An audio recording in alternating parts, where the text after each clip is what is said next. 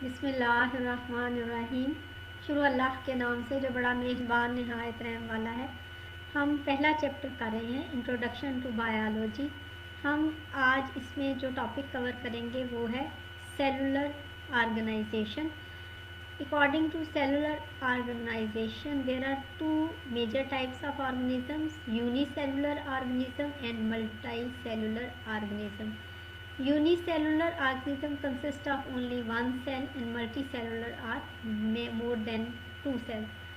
Different levels of cellular organization में जो unicellular है उनको यूनिसेलुलर, कलोनियल और मल्टी सेलुलर जो है उनमें पौधे और जानवर एनिमल्स आ जाते हैं। Unicellular organism have only one cell.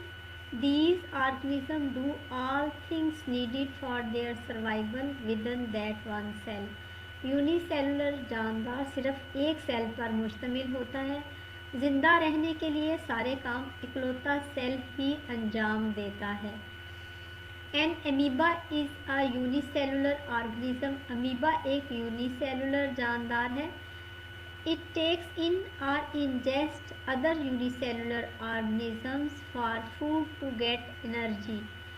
ये दूसरे यूनिसेलुलर जानदारों को तवानाई हासिल करने के लिए अपने अंदर ले जाता है या हजम करता है। Unicellular organisms also respond to their environment. Unicellular जानदार माहौल से तामुल करते हैं। गेट रिड ऑफ वेस्ट, फजला का इखराज करते हैं। ग्रो, बढ़ते हैं। एंड रिप्रोड्यूस, और अपनी नस्ल की अफजाइश करते हैं। Unicellular organisms include both prokaryotes and some eukaryotes. Unicellular जानदार प्रोकैरियोट्स न्यूक्लियस के बगैर भी होते हैं और कुछ यूकैरियोट्स न्यूक्लियस के साथ होते हैं। आमतौर पे यूनिसेलुलर ऑर्गेनिज्म की मिसालों में यूग्लिना, पैरामीशियम और अमीबा शामिल हैं। अब हम आते हैं colonial organism, colonies of unicellular organisms. A colonial organism is a collection of unicellular organisms living together. ये कॉलोनी बनाकर रहते हैं या कुलवी जानदार होते हैं। और the difference between a multicellular organism and colonial organism is that जो colonial organism होता है अगर उसे अलहदा करें तो वो ज़िंदा रहता है क्योंकि वो एक यूनिसेलुलर organism है। लेकिन एक सेल को अगर मल्टी सेलुलर से अलहदा करें तो वो ज़िंदा नहीं रह सकता। तो प्यारे बच्चों, पढ़ने के साथ साथ अपने आप को चाको चौबंद रखें। शापंदा सा का मतलब है अपने आप को हर वक्त तैयार रखें। आपने दुनिया से मुकाबला करना है। अपनी बॉडी को बनाएं, रोज़ एक्सरसाइज करें, नींद पूरी करें, ताज़ा खुराक खाएं, पानी ज़्यादा पिएं, अच्छी किताबें पढ़ें, अपनी महारतें हासिल करें, अपने घर वालों का ख्याल रखें और अपनी स्पिरिचुअल वेलबींग के लिए कुरान तर्जुमे के साथ पढ़ें, अल्लाह का शुक्र अदा करें, अल्लाह का जिक्र करें। क्योंकि जब तक हम कुरान को तर्जुमे के साथ नहीं पढ़ेंगे हम रब को नहीं जान सकते। तो हमने देखा कि living things are unicellular and multi cellular.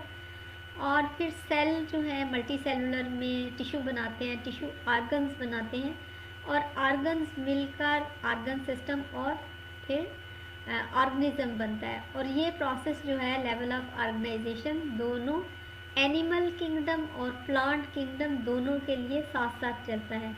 तो प्लांट किंगडम में हम मस्टर्ड प्लांट पढ़ेंगे, सरसों का पौधा इसको उर्दू में कहते हैं। सरसों के पौधे के बीज से तेल भी निकाला जाता है, इसको सब्ज़ी के तौर पर भी खाया जाता है। सरसों का पौधा सर्दियों के मौसम में बोया जाता है और इसका जो साइंटिफिक नेम है वो ब्रासिका कैम्पेस्ट्रिस है। Brassica campestris.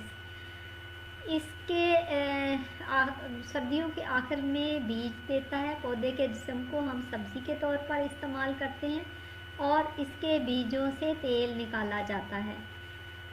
इसके आर्गन्स को काम के लिहाज से दो अक़साम में तकसीम कर सकते हैं। एक को वेजिटेटिव आर्गन्स कहते हैं और एक को रिप्रोडक्टिव आर्गन्स कहते हैं। वेजिटेटिव आर्गन्स जो हैं वो अफजाइश नस्ल का काम नहीं करते। ریپروڈکٹیو آرگنز جو ہیں اس سے افزائش نسل ہوتی ہے. ویجیٹیٹیو آرگنز میں روٹ یا جڑ، سٹیم یا تنا، برانچز یا شاخیں آتی ہیں، اور پتے یا لیف. ایک پتے کو لیف کہتے ہیں اور زیادہ پتے ہوں تو لیوز کہتے ہیں. تو یہ ویجیٹیٹیو آرگنز ہیں ایک پلانٹ کے. اور ریپروڈکشن کے لیے جو آرگن یوز ہوتا ہے اس سے فلاورز کہتے ہیں. پتے کے جو پھول ہیں اس سے یہ اپنی افزائش نسل کرتا ہے. تو اب ہم جو ہے نیکسٹ جو لیسن ہے اس میں ہم فراگ کے بارے میں ڈیٹیل سے پڑھیں گے کہ اس کے آرگن سسٹم کون سے ہوتے ہیں. امید ہے آپ کو آج کا لیسن پسند آیا ہوگا. اس چینل کو سبسکرائب کریں، اس ویڈیو کو لائک اور شیئر کریں. بسم اللہ الرحمن الرحیم. شروع اللہ کے نام سے جو بڑا مہربان نہایت رحم والا ہے. ہم پہلا چیپٹر کر رہے ہیں انٹروڈکشن ٹو بایولوجی. ہم آج اس میں جو ٹاپک کور کریں گے وہ ہے cellular organisation. According to cellular organization, there are two major types of organisms, unicellular organism and multicellular organism. Unicellular organism consists of only one cell and multicellular are more than two cells. Different levels of cellular organization میں جو unicellular ہیں ان کو unicellular, colonial اور multicellular جو ہیں ان میں پودے اور جانور اینیملز آ جاتے ہیں. Unicellular organism have only one cell.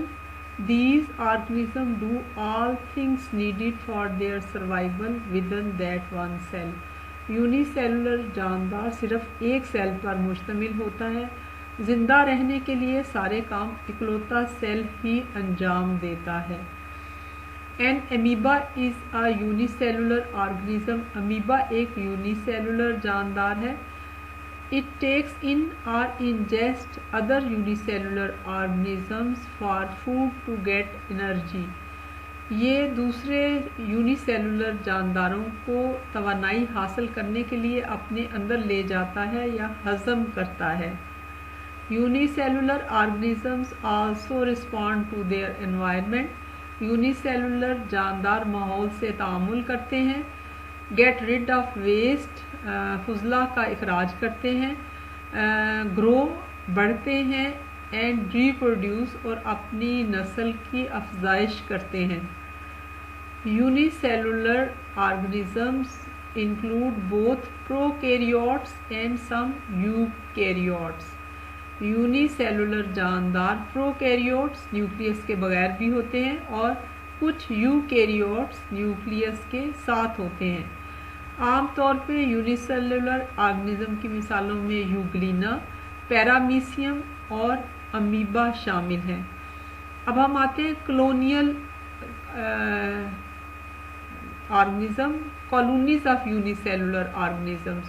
A colonial organism is a collection of unicellular organisms living together. یہ کالونی بنا کر رہتے ہیں یا کلوی جاندار ہوتے ہیں. اور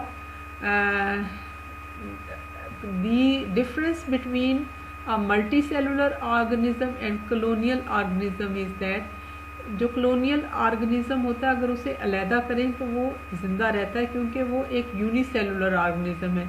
لیکن ایک سیل کو اگر ملٹی سیلولر سے علیحدہ کریں تو وہ زندہ نہیں رہ سکتا. تو پیارے بچوں، پڑھنے کے ساتھ ساتھ اپنے آپ کو چاقو چوبند رکھیں. شاپندہ سا کا مطلب ہے اپنے آپ کو ہر وقت تیار رکھیں. آپ نے دنیا سے مقابلہ کرنا ہے. اپنی باڈی کو بنائیں، روز ایکسرسائز کریں، نیند پوری کریں، تازہ خوراک کھائیں، پانی زیادہ پئیں، اچھی کتابیں پڑھیں، اپنی مہارتیں حاصل کریں، اپنے گھر والوں کا خیال رکھیں اور اپنی اسپرچول ویل بینگ کے لیے قرآن ترجمے کے ساتھ پڑھیں. اللہ کا شکر ادا کریں، اللہ کا ذکر کریں. کیونکہ جب تک ہم قرآن کو ترجمے کے ساتھ نہیں پڑھیں گے ہم رب کو نہیں جان سکتے. تو ہم نے دیکھا کہ living things are unicellular and multicellular. اور پھر سیل جو ہے ملٹی سیلولر میں ٹیشو بناتے ہیں، ٹیشو آرگنز بناتے ہیں اور آرگنز مل کر آرگن سسٹم اور پھر آرگنزم بنتا ہے. اور یہ پروسیس جو ہے لیول آف آرگنائزیشن دونوں اینیمل کنگڈم اور پلانٹ کنگڈم دونوں کے لیے ساتھ ساتھ چلتا ہے.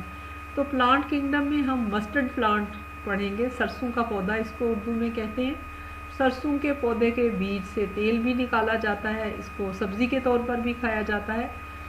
सरसों का पौधा सर्दियों के मौसम में बोया जाता है और इसका जो साइंटिफिक नेम है वो ब्रासिका कैम्पेस्ट्रिस है, ब्रासिका कैम्पेस्ट्रिस। इसके सर्दियों के आखिर में बीज देता है। पौधे के जिस्म को हम सब्ज़ी के तौर पर इस्तेमाल करते हैं और इसके बीजों से तेल निकाला जाता है। इसके आर्गन्स को काम के लिहाज से दो अक़साम में तकसीम कर सकते हैं। एक को वेजिटेटिव आर्गन्स कहते हैं और एक को रिप्रोडक्टिव आर्गन्स कहते हैं। वेजिटेटिव आर्गन्स जो हैं वो अफज़ाइश नस्ल का काम नहीं करते। रिप्रोडक्टिव आर्गन्स जो हैं उससे अफज़ाइश नस्ल होती है। वेजिटेटिव आर्गन्स में रूट या जड़, स्टेम या तना, ब्रांचेस या शाखें आती हैं और पत्ते या लीफ। एक पत्ते को लीफ कहते हैं और ज़्यादा पत्ते हों तो लीव्स कहते हैं। तो ये वेजिटेटिव आर्गन्स हैं एक प्लांट के। और रिप्रोडक्शन के लिए जो आर्गन यूज़ होता है उससे फ्लावर्स कहते हैं। पत्ते के जो फूल हैं उससे ये अपनी अफज़ाइश नस्ल करता है। तो अब हम जो है नेक्स्ट जो लेसन है उसमें हम फ्रॉग के बारे में डिटेल से पढ़ेंगे कि उसके आर्गन सिस्टम कौन से होते हैं। उम्मीद है आपको आज का लेसन पसंद आया होगा। इस चैनल को सब्सक्राइब करें, इस वीडियो को लाइक और शेयर करें।